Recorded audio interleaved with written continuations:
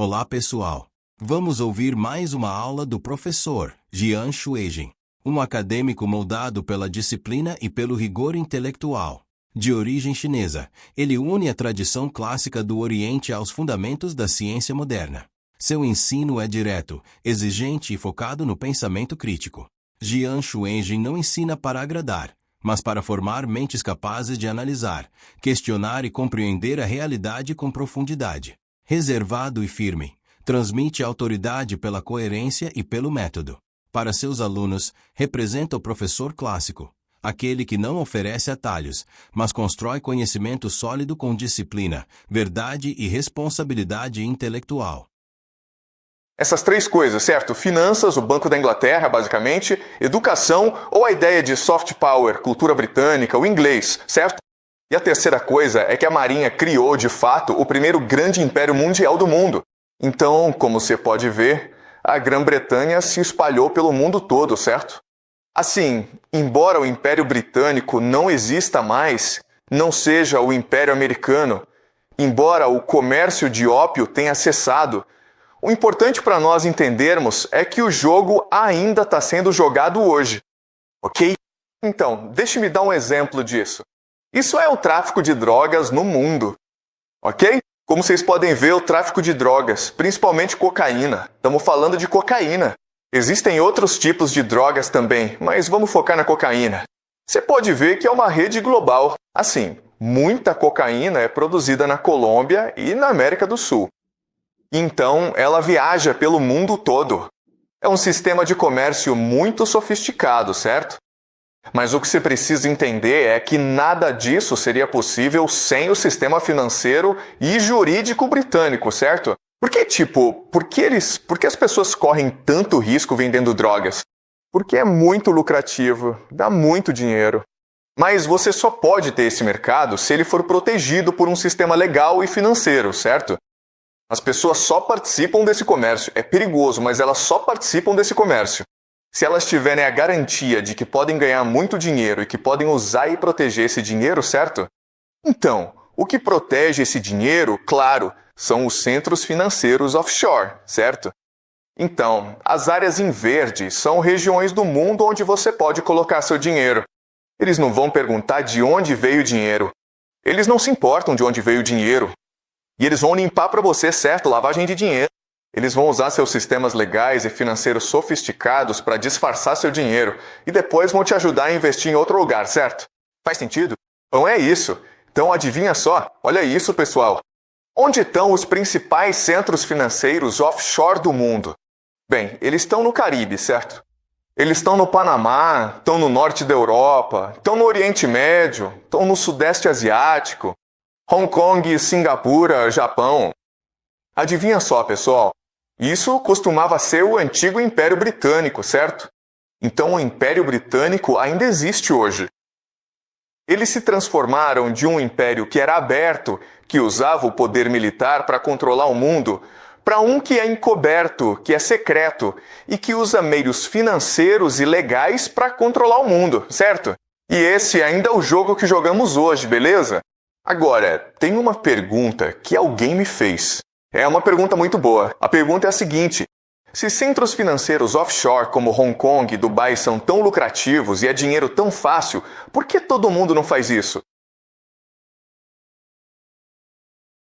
É uma boa pergunta, e a lógica é bem simples. A gente sabe que jogos de azar, prostituição, tráfico de pessoas, escravidão, tudo isso é lucrativo. Por que todo mundo não faz isso? Porque é imoral, certo? Como sociedade, você precisa de moralidade, de uma grande energia, abertura e coesão, né?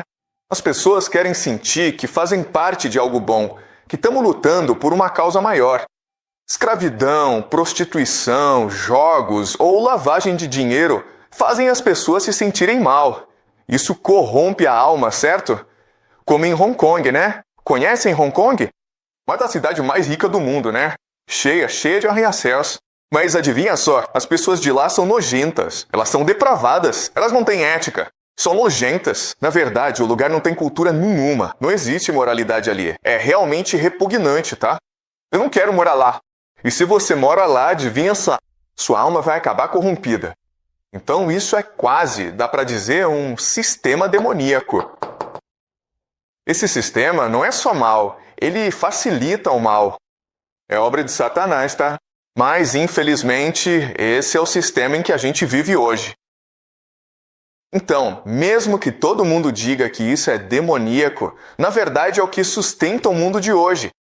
Porque se você parar para pensar, todo esse dinheiro sujo da China, a Índia, a Malásia, vai para esses lugares. Mas depois esse dinheiro vai para onde? Vai para a Austrália para investir em imóveis. Vocês sabem qual é a maior indústria da Austrália? É o setor bancário. O setor bancário, o que significa que a Austrália também participa de lavagem de dinheiro, mas eles dão um jeito de limpar tudo para que as pessoas não percebam isso. Entendeu? A mesma coisa acontece no Canadá também. Canadá, Estados Unidos também. O mundo inteiro é baseado em roubar do terceiro mundo e transferir esse dinheiro para o primeiro mundo. É só isso. É complicado assim mesmo. Mas isso acabou gerando um grande problema. O problema é o que a gente chama de superfinanciarização. Mas a superfinanciarização é um conceito bem simples, onde há dinheiro demais, então as pessoas acabam ficando corruptas, preguiçosas, arrogantes e fechadas em si mesmas.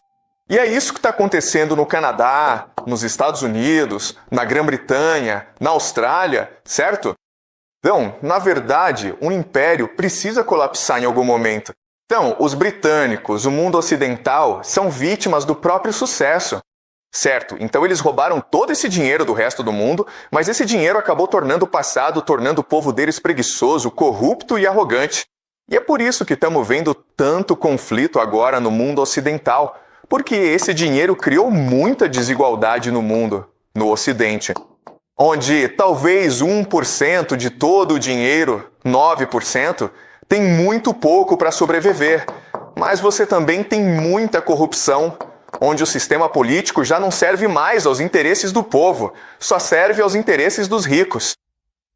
E aí você também tem a imoralidade, onde hoje em dia as pessoas só se preocupam em ganhar dinheiro. Elas não querem contribuir para a comunidade. Então sim, podemos dizer que o mundo ocidental é mau porque eles roubaram todo esse dinheiro. Mas, na verdade, o que aconteceu é que eles se corromperam e se destruíram porque esse modelo foi bem sucedido demais para eles. E é por isso que estamos vendo tanto caos no mundo hoje. Então, estamos realmente em um reinício do jogo, ou no fim do jogo. E um novo jogo está prestes a surgir porque esse jogo atual não é sustentável. Alguma pergunta? Então, se o sucesso do mundo ocidental leva à corrupção e à queda do mundo ocidental, podemos generalizar isso? Sabe, depois do sucesso as pessoas vão cair, então qual é o sentido do sucesso? Ok, essa é uma ótima pergunta, certo? Então, sabemos que se você se tornar bem-sucedido, você não será feliz. Porque as pessoas, buscam um sucesso. E ok, essa é uma pergunta realmente difícil de responder, certo? Então, deixa eu explicar em diferentes camadas. Ok, a primeira camada é a seguinte. Porque as pessoas sabem que riqueza não leva à felicidade, certo? O que leva à felicidade é família, amor, comunidade, significado, propósito, generosidade, certo? É isso que leva à felicidade. As pessoas mais felizes do mundo tendem a ser religiosas, tendem a ter família e costumam ser pessoas de coração muito bom. Então, por que existem pessoas ricas? Porque o jogo é estruturado de forma que todo mundo é forçado a jogar. Ou seja, só nos importamos com pessoas como Elon Musk, Jeff Bezos ou Mark Zuckerberg. A gente idolatra os ricos, certo? E a gente odeia os pobres. Então, se você está em situação de rua, achamos que é porque você merece. Porque você é preguiçoso. É porque você se recusa a trabalhar, certo? Então o jogo é montado de um jeito que faz a gente focar em ganhar dinheiro. Aí a pergunta é, por que a gente tem esse jogo idiota? E a resposta, infelizmente, é que o que a gente descobriu é que esse jogo... No curto prazo, não no longo prazo. Estamos falando de décadas, não de séculos. No curto prazo, é isso que faz o seu povo ser mais enérgico, aberto, coeso e com mais chance de vencer outros estados-nação. Beleza, faz sentido? Então, no longo prazo, você é destruído. Seu povo é destruído. Você é corrompido por esse jogo. Mas no curto prazo, isso permite que você derrote outros jogadores. Certo, foi assim que os britânicos conseguiram criar o império. Eles derrotaram os franceses. Depois derrotam os alemães, depois derrotam os russos, certo? E isso força os outros jogadores a jogarem esse jogo também, porque no curto prazo, esse jogo te dá enormes vantagens, certo? Então, pense nisso como um jogo de soma zero. Pense em um jogo olímpico onde, beleza, todo mundo está indo competir nos 100 metros rasos. E a gente sabe que não se deve usar drogas porque drogas vão destruir seu corpo, né? E você pode ter um ataque cardíaco aos 40 anos. Mas eles dizem, não, eu realmente quero ganhar esse jogo. Aí um cara usa uma droga e vence.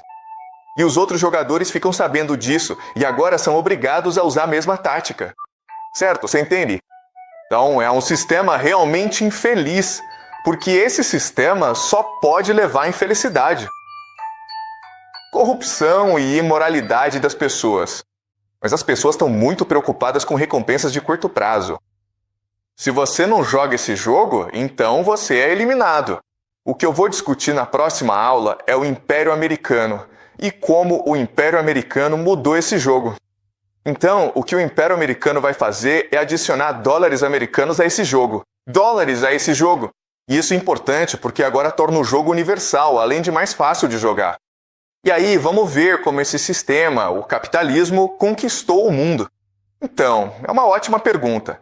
Mas a realidade é que se você trapacear, se fizer coisas ruins a curto prazo, você sairá ganhando, mesmo que a longo prazo isso leve a consequências graves para você e para as pessoas ao seu redor. Faz sentido? Ok? Quer dizer, é a mesma coisa que, tipo, gente rica, né? Gente rica fica rica.